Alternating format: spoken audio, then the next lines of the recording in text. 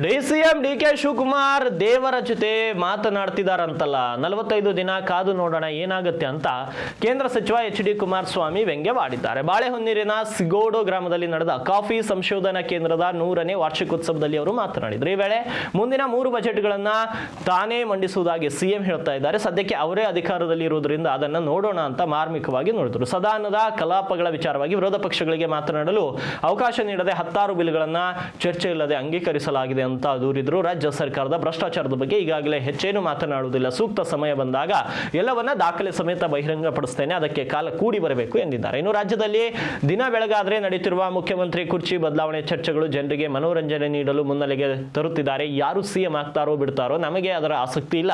ರಾಜ್ಯದಲ್ಲಿ ಕಳೆದ 3 ವರ್ಷಗಳಲ್ಲಿ ಕೃಷಿಕರ ಪರಿಸ್ಥಿತಿ ಅಧೋಗತಿಗೆ ತಲುಪಿದ್ದು, ಅಭಿವೃದ್ಧಿ ಹೆಸರಿನಲ್ಲಿ ನಾಡಿನ ಜನರ ಹಣವನ್ನು ಲೂಟಿ ಮಾಡಲಾಗ್ತಾ ಇದೆ. ರಸ್ತೆಗಳ ಸ್ಥಿತಿಯನ್ನು ನೋಡಿದ್ರೆ ರಾಜ್ಯದ ಅಭಿವೃದ್ಧಿ ಎಂಥದ್ದು ಎಂಬುದು ತಿಳಿಯುತ್ತದೆ. ಮೈಸೂರಿನಿಂದ ಕೆಆರ್ ಪೇಟೆ ಅಂತಹ ಅರ್ಧ ಗಂಟೆ ಹಾದಿಗೂ ಹೆಲಿಕಾಪ್ಟರ್ ಬಳಸುವ ಮುಖ್ಯಮಂತ್ರಿಗಳು ಅದರ ಓಡಾಟಕ್ಕಾಗಿ ಬರೋಬ್ಬರಿ 47 ಕೋಟಿ ರೂಪಾಯಿ ಖರ್ಚು ಮಾಡ್ತಿದ್ದಾರೆ. ದಾಖಲೆಯ ಬಜೆಟ್ ಮಂಡಿಸಿರುವುದಾಗಿ ಹೇಳಿಕೊಳ್ಳುವವರು ಜನರ ಮೇಲೆ ಎಷ್ಟು ತೆರಿಗೆ ಹಾಕಬೇಕು ಎಂಬುದರ ಬಗ್ಗೆ ಕೂಡ ಚಿಂತಿಸುತ್ತಿದ್ದಾರೆ ಅಂತ ಕಿಡಿಕಾರಿದ್ದಾರೆ.